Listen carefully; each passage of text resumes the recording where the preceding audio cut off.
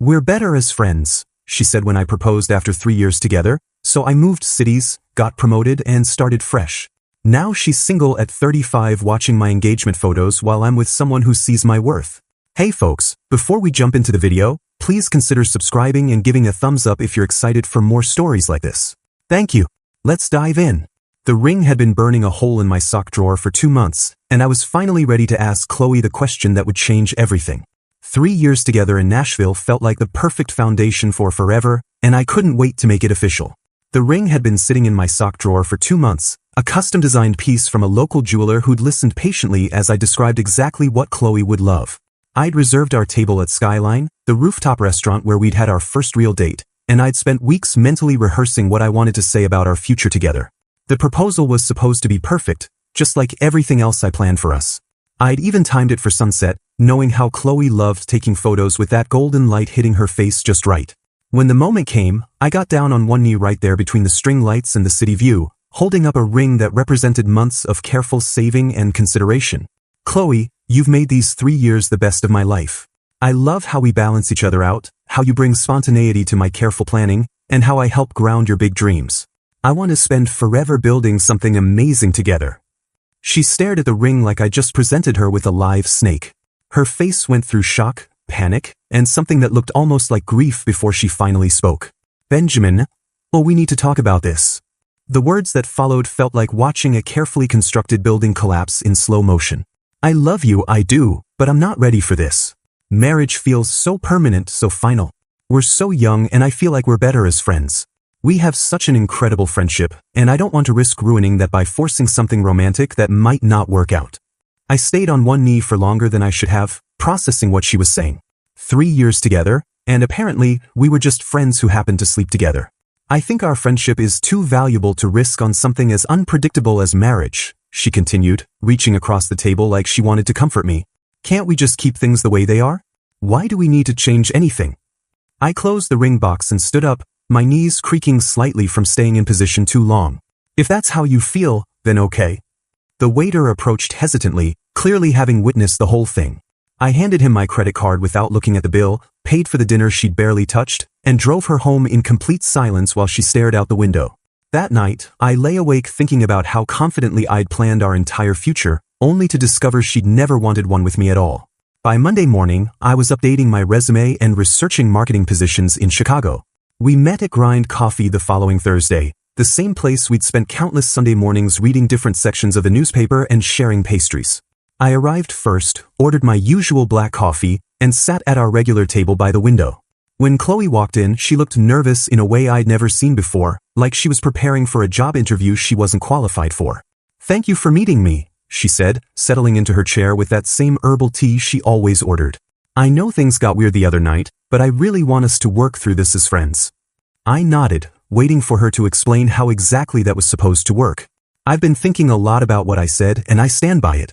Marriage would change everything between us, and not necessarily for the better. But that doesn't mean we can't stay close. We have so much history together, Benjamin. I don't want to lose that." She was talking like our relationship had been some kind of business partnership she was restructuring rather than 3 years of building a life together.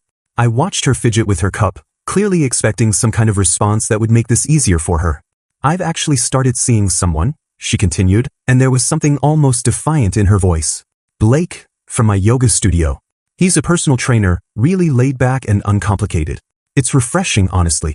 No pressure about the future or where things are heading. Just living in the moment, you know? Living in the moment. Code for someone who didn't expect commitment or planning beyond their next workout session." "That's nice," I said, taking a sip of my coffee. "I'm happy you found what you're looking for." Her eyebrows scrunched together like she was trying to solve a complex equation. "So, we're good then? We can stay friends and keep hanging out like we always have." That's when I dropped the news that would shatter her comfortable little plan. "Actually, I won't be around much longer. I'm taking a promotion in Chicago. Moving in 2 weeks." The color drained from her face completely. "What? When did this happen?" "Applied Monday. They called yesterday with an offer." The timeline wasn't entirely accurate, but close enough. "Chicago? Benjamin, that's 8 hours away. Why would you just make a decision like that without talking to me?" The irony of her asking about major life decisions was almost funny. Figured there wasn't much left to talk about. You made it pretty clear where we stand. She set her cup down hard enough that tea sloshed onto the table. But we're friends. Friends discuss these things. Friends don't just disappear across the country without warning. Friends also don't reject marriage proposals and start dating other people within the same week. Her mouth opened and closed like she was trying to find words that would somehow make this all work out in her favor. This isn't fair. You're punishing me for being honest about what I need. I'm not punishing anyone. I'm just not sticking around to watch you live in the moment with Blake while expecting me to wait on the sidelines as your backup plan. That's not what this is, she said, but her voice lacked conviction. Then what is it, Chloe? Because from where I'm sitting, it looks like you want to keep me emotionally available while you explore other options. She started crying then, quiet tears that used to move me but now just felt like another manipulation tactic. Will you at least promise we'll stay in touch? Regular calls, visits when you're back in town? I finished my coffee and stood up. I don't think that's a good idea. Why not? Because friends don't usually have engagement rings hidden in their sock drawers for 2 months. Walking away from that coffee shop, I realized Chloe had never considered that her actions might have consequences for anyone other than herself. Chicago was exactly what I needed. The promotion to senior marketing director came with a 35% salary bump and the chance to lead campaigns for Fortune 500 clients, the kind of work I'd been preparing for since college. My new apartment in Lincoln Park was a complete upgrade from my Nashville place, with floor-to-ceiling windows and enough space for a proper home office. For the first time in years, I was making decisions based solely on what I wanted, not what we needed as a couple. I bought new clothes, joined a gym, and started saying yes to social invitations from colleagues. The freedom to live entirely for myself was intoxicating after years of coordinating every decision with someone who ultimately didn't want a shared future anyway. Chloe's first text came 3 weeks after I'd settled in. Hey stranger, how's Chicago treating you? I waited 2 days to respond with good. That apparently opened the floodgates. Over the next month, she sent paragraphs about Blake's behavior, how he was always checking out other women at the gym, how he forgot her birthday, how he never wanted to do anything beyond working out and watching sports. I think he might be seeing someone else, she wrote at 2 a.m. one Tuesday. Found messages on his phone from some girl named Brittany. You were right about complicated guys being better in the long run. I responded with, sorry to hear that. Her messages became more frequent and increasingly desperate for the emotional support she'd grown accustomed to receiving from me. She'd send screenshots of Blake's suspicious behavior, long voice messages about her insecurities, and direct questions asking for advice about whether she should confront him or just let it go. I responded to maybe 1 in every 5 messages, usually with single words. Yeah, tough, complicated. She started calling during my work hours, probably knowing I'd be available to talk through whatever crisis Blake had created that day. I let every call go to voicemail and deleted them without listening. If she wanted uncomplicated, she could handle her problems without dragging me into them. The real turning point came when I joined a hiking group through my new gym. Every Saturday morning, we drive out to different trails around Illinois and Wisconsin, and that's where I met Harper. She was a veterinarian who'd moved to Chicago for a residency program and had the same love of outdoor adventure that I'd never gotten to explore with Chloe. Harper was different in every way that mattered. She paid for her own coffee after our hikes, remembered details about my work projects, and actually asked thoughtful questions about my goals instead of just waiting for her turn to talk. When I mentioned I'd never been rock climbing, she offered to teach me. When she found out I enjoyed cooking, she suggested we take a class together. Everything felt natural and equal, like we were both choosing to be there instead of one person carrying the entire relationship. Your ex really did a number on you, Harper observed one evening as we walked through Millennium Park after dinner at a place she'd chosen and insisted on splitting the bill for. You keep acting surprised when I show basic consideration. She was absolutely right. I'd gotten so used to being the only one who planned, paid, or put in effort that equality felt foreign. Good relationships shouldn't feel like work, Harper continued. They should feel like teamwork. 3 months into whatever we were building together, Chloe sent her most desperate message yet. Benjamin, I really need to talk to you. Blake and I broke up and I'm having the worst week at work. My boss is being impossible and I just need someone who actually cares about me to remind me that I'm not crazy. Can you please just call me back? I know you're busy with your new life, but I really need my friend right now. I screenshot the message and showed it to Harper over breakfast. That's manipulative, she said without hesitation. She's using emotional crisis to try to re-establish her hold on you. You think so? I know so. She rejected your commitment, started dating someone else immediately, then expects you to remain available for emotional labor whenever her choices don't work out. That's not friendship, Benjamin. That's using someone. Harper had this way of seeing through people's motivations that I found incredibly attractive. No games, no hidden agendas, just honest communication and genuine care. I deleted Chloe's message without responding and took Harper rock climbing for the first time. Watching her figure out the routes with determination and celebrate my small victories made me realize what being with someone who actually wanted to be there felt like. That evening, my phone buzzed with another message from Chloe. "I saw you didn't respond. I get it, you're mad. But I'm really struggling here and I thought you of all people would understand." I turned off my phone and spent the rest of the night planning a weekend trip to Wisconsin with Harper, someone who enhanced my life instead of draining it. 6 months in Chicago, and my career was thriving in ways I'd never imagined possible. The marketing campaigns I developed for 3 major clients had exceeded their ROI projections by 40%, and suddenly everyone in the Chicago marketing scene knew my name. I was getting headhunted by agencies I'd only dreamed of working for back in Nashville, and my boss had already mentioned fast-tracking me for director-level responsibilities. The confidence that came from genuine professional success was addictive, especially after years of feeling like I was never quite good enough for Chloe's standards. Harper and I had settled into something that felt effortless and real. She'd show up to our dates with thoughtful questions about my latest campaign, genuinely interested in the strategy behind targeting demographics and measuring engagement metrics. When I landed the Johnson account, a $1 million automotive campaign that had been my white whale for months, she insisted on taking me out to celebrate at this steakhouse she'd been saving up to try. "You earned this," she said, raising her glass of wine. "I love watching you succeed at something you're passionate about." The contrast with my old relationship was striking. Chloe had always treated my work like background noise, something that happened to generate the money she needed for her lifestyle. Harper saw it as part of who I was, worth understanding and celebrating. When she talked about her veterinary cases, I found myself equally invested in her success, asking follow-up questions about treatments and celebrating when she saved a particularly challenging patient. We were building something together instead of one person carrying the other. Meanwhile, through mutual friends back in Nashville, I heard Chloe's life was unraveling spectacularly. Blake had dumped her for a 22-year-old Pilates instructor after 3 months of what she called uncomplicated fun. Turns out, uncomplicated meant he felt no obligation to stick around when someone younger and more flexible came along. Her job situation was equally devastating. The promotion she'd been expecting went to someone who'd actually put in the effort to develop new client relationships instead of coasting on charm and Instagram photos. Her social life had collapsed too, and she was finally learning that most of our Nashville friend group had been my friends first who tolerated her because she was with me.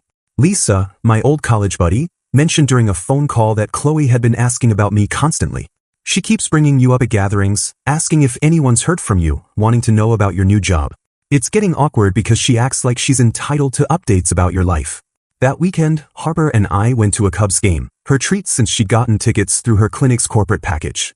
As we walked through Wrigleyville afterward, my phone buzzed with a LinkedIn notification. Chloe had viewed my profile. Then another notification 5 minutes later. She'd viewed it again. "Someone's cyberstalking you," Harper observed, glancing at my phone. "Want to talk about it?" I explained the situation, and Harper just shook her head with amusement. She had her chance to be part of your success story and chose someone else instead. Now she's watching from the outside while you build the life she could have shared.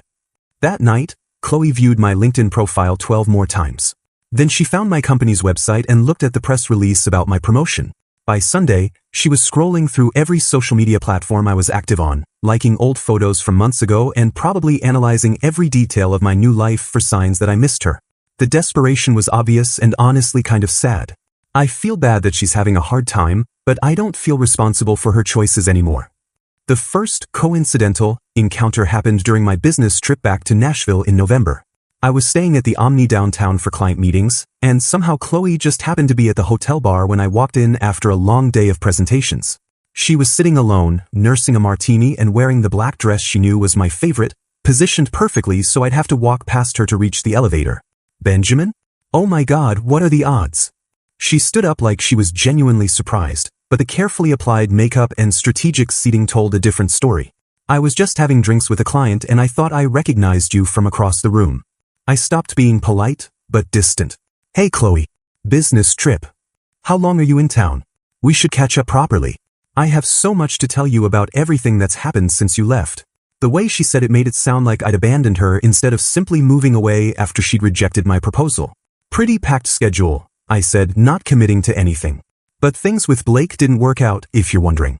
You were right about complicated guys being more substantial in the long run. There was the admission that her choice hadn't worked out and the subtle suggestion that maybe she'd made a mistake. Sorry to hear that, I said, meaning it about as much as you'd mean it when someone tells you their vacation got rained out.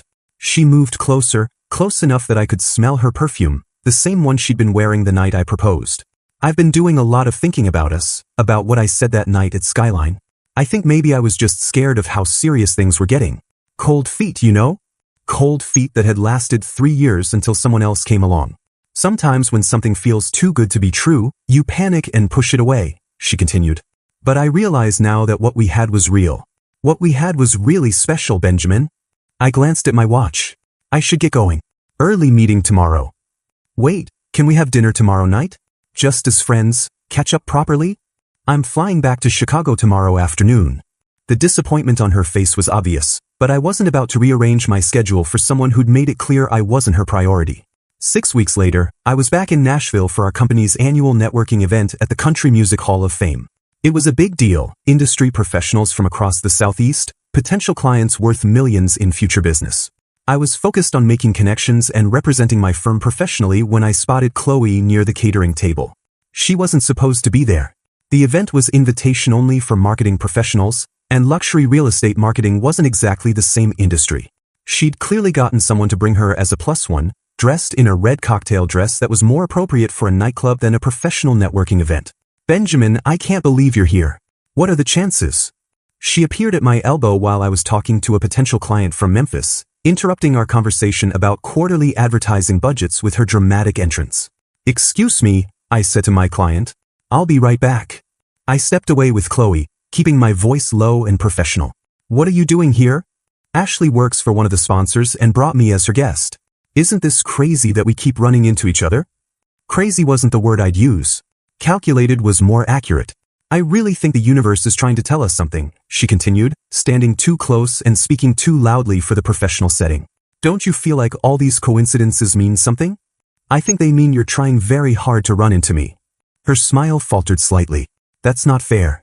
I can't help it if Nashville is a small town and we have mutual friends. Chloe, I'm here for work. This isn't the time or place for whatever this is. 5 minutes. Just give me 5 minutes to explain what I should have said months ago. Against my better judgment, I led her to a quieter corner of the venue. She immediately launched into what sounded like a rehearsed speech about realizing she'd made the biggest mistake of her life, how Blake had been exactly as shallow as I'd predicted, how she'd been too immature to appreciate what we had when we had it. I know I hurt you, she said, tears forming in her eyes. But people grow, people learn from their mistakes. I'm not the same person who got scared and ran away from commitment. That's good, Chloe. I hope that serves you well with the next person. The next person? Benjamin, I'm talking about us. About giving us another chance now that I know what I actually want. And what's that? The life we were building together. The stability, the planning, the way you made me feel safe and cherished. I was an idiot to think I needed something else. I looked at her standing there in her inappropriate dress, in a professional event she'd crashed just to corner me, and felt absolutely nothing. I'm seeing someone in Chicago. Her face went white. Seriously? Very seriously. Harper's a veterinarian, incredibly smart, shares my interests, and actually wants the same things I do. How long? For months. I watched her do the math, realizing I'd moved on while she was still playing games with Blake. 4 months isn't that long. People rebound after breakups, but what we had was 3 years. That has to count for something. It does count. It taught me what I don't want in a relationship. The words hit her like a physical blow. She opened her mouth to respond, but my client from Memphis appeared at my shoulder. Benjamin, sorry to interrupt, but I wanted to continue our conversation about the Q2 campaign. Of course, I said, relieved for the interruption. Chloe, it was good seeing you. As I walked away, I heard her call after me. This isn't over, Benjamin. What we had doesn't just disappear. But it already had. The final Nashville encounter came 2 months later when Harper joined me for a client presentation trip. I'd mentioned the Chloe situation to her, and she'd laughed it off with the confidence of someone who knew exactly where she stood. If she wants to make things awkward, that's her choice. I'm not worried about someone who gave up the best thing that ever happened to her. We were having dinner at the Continental, the same upscale restaurant where Chloe and I used to go for special occasions, when she appeared at our table like a bad penny. Benjamin, I thought that was you. She was thinner than I'd ever seen her, with dark circles under her eyes that no amount of makeup could hide. Her smile was brittle as she looked between Harper and me. And this must be the famous Harper. I'm Chloe. Nice to meet you, Harper said warmly, extending her hand with genuine friendliness that made Chloe's hostility look petty by comparison. I've heard about you. I'm sure he has, Chloe said, her voice tight. We have quite a history together. So I understand, Harper replied calmly. It sounds like you two shared some good times before Benjamin moved to Chicago. The gracious way Harper handled the obvious attempt at territorial marking was impressive. She wasn't threatened, wasn't catty, just politely acknowledged Chloe's existence while maintaining her own dignity. How's Nashville treating you? Harper asked, making conversation like a normal person. It's been challenging lately, Chloe admitted, her voice cracking slightly. I actually left my job last week. Sometimes you have to make big changes to figure out what you really want. She'd quit her job. Without another one lined up, no doubt hoping I'd swoop in to rescue her financially like I used to do. The desperation was becoming obvious to everyone around her. That's brave, Harper said, though we both knew it was more reckless than brave. As Chloe lingered at our table clearly hoping for an invitation to join us, I signaled for the check. We should let you get back to your evening, I said politely but firmly. It was good seeing you. Walking back to the hotel, Harper squeezed my hand. She's really struggling, isn't she? That's what happens when you burn bridges and expect everyone else to build them back for you. Do you feel bad for her? I considered the question honestly. I feel bad that she's having a hard time, but I don't feel responsible for her choices anymore. The promotion party was supposed to be a celebration. After landing the Morrison account, the biggest client acquisition in our firm's history, my boss had insisted on throwing a proper event at the Peninsula Hotel. Chicago's marketing elite were there, along with my colleagues, a few clients, and Harper, who looked absolutely stunning in the navy dress she'd bought specifically for the occasion. I was talking to potential investors about expanding our West Coast operations when the front desk called my phone. Mr. Chen, there's a young woman here claiming to be your guest, but she's not on our list. Should we send her up? My stomach dropped. What's her name? Chloe Matthews. She says you're expecting her. I excused myself from my conversation and went down to the lobby, where I found Chloe looking completely out of place among the business professionals. She was wearing the same red dress from the networking event, but it looked different now, desperate rather than confident. Her makeup was heavier than usual, trying to hide the exhaustion that had become her permanent expression. Benjamin, thank God. I wasn't sure they'd let me up. Chloe, what are you doing here? How did you even know about this event? I saw your LinkedIn post about the promotion. I flew in this morning because I had to see you, had to talk to you properly without interruptions or time limits. She'd flown to Chicago uninvited to crash my work event. The level of boundary violation was staggering, even for someone who'd never respected limits. This isn't appropriate. This is a professional function. 5 minutes, please. I know I don't deserve it, but I'm begging you for 5 minutes of your time. Against every instinct screaming at me to have security remove her, I led her to a quiet corner of the lobby. I made the biggest mistake of my life, she started immediately, words tumbling out like she'd been rehearsing them for weeks. Rejecting your proposal, dating Blake, letting you move away without fighting for us. I was scared and immature and I threw away the best thing that ever happened to me. I watched her carefully, looking for any sign of genuine change, but all I saw was the same self-centered desperation she'd always shown when things didn't go her way. Benjamin, I love you. I've always loved you. I was just too stupid and scared to realize it until you were gone. Chloe, even if that were true, I'm with Harper now. But you loved me first. We have history, 3 years of building something together. She's just a rebound, someone to help you get over me. The delusion was breathtaking. She's not a rebound. I'm planning to propose to her next month. The words came out before I'd consciously decided to share them, but as soon as I said it, I knew it was true. Harper was everything I'd wanted in a partner, and I wasn't going to let Chloe's dramatic timing interfere with my future. Chloe's face crumbled completely. Next month? Benjamin, please don't make a decision you'll regret just because you're angry with me. I'm not angry anymore. I'm grateful. You taught me exactly what I don't want in a relationship. That's when she really lost it. You can't marry her. She doesn't know you like I do. She doesn't understand your ambitions, your plans, your dreams for the future. She understands them better than you ever did. She's using you just like you think I was. Career women like her always have ulterior motives.